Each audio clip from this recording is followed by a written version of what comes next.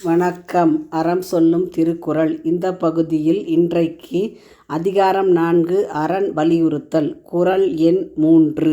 ஒல்லும் வகையான் அறவினை ஓவாதே செல்லும் வாயெல்லாம் செயல். அதாவது ஒல்லும் வகையான் என்று சொன்னால் நம்மால் இயன்ற முடிந்த வகைகளில் எல்லாம். அறவினை என்பது அறச்செயல், நல்ல காரியங்கள். ஓவாதே இடைவிடாமல் தொய்வில்லாமல் அறம் செய்ய வேண்டும் என்பது பொருள். செல்லும் வாயெல்லாம் செயல், செல்லும் எல்லா இடங்களிலும் அறம் செய்க என்கிறார் வள்ளுவர்.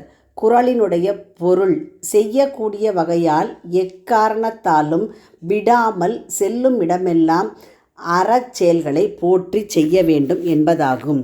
அறத்தால் வருவதே இன்பம் என்பதை உணர்ந்து அறம் செய்ய வேண்டும்.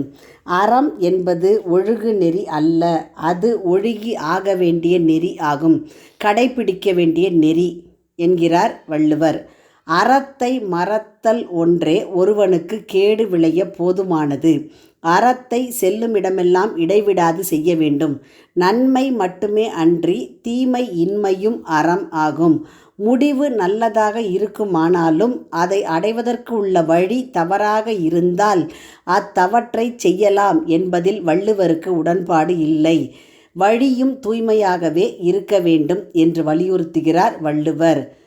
தன்னை பெற்றெடுத்த தாய் பசியோடு இருந்தாலும் சான்றோர் பழிக்கும் செயலை செய்யாதே என்பதே வள்ளுவர் வகுத்த அற உரை. மக்கள் பொருளை விரும்பி சேர்ப்பது போல அறத்தை விரும்பி செய்வது இல்லை.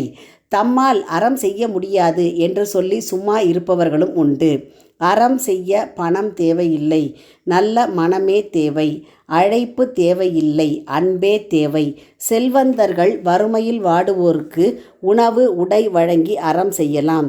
தானங்களில் எல்லாம் சிறந்தது அன்னதானம் என்பதை கருத்தில் கொண்டு வறுமையில் வாடும் ஏழைக்கு வயிறார உணவு அளிக்கலாம்.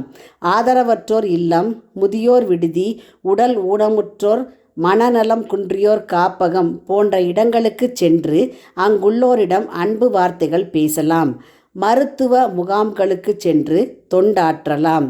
நற்சிந்தை, நற்சொல், நற்செயல் இவற்றின் வழி யாராலும் எப்பொழுதும் எல்லா இடங்களிலும் அறப்பணி ஆற்ற முடியும். இயன்ற அறங்களை செய்தால் எல்லாருமே அற வாழ்வை மேற்கொண்டோர் ஆகிவிடலாம். மீண்டும் குறள். ஒல்லும் வகையான் அறவினை ஓவாதே செல்லும் வாயெல்லாம் செயல்.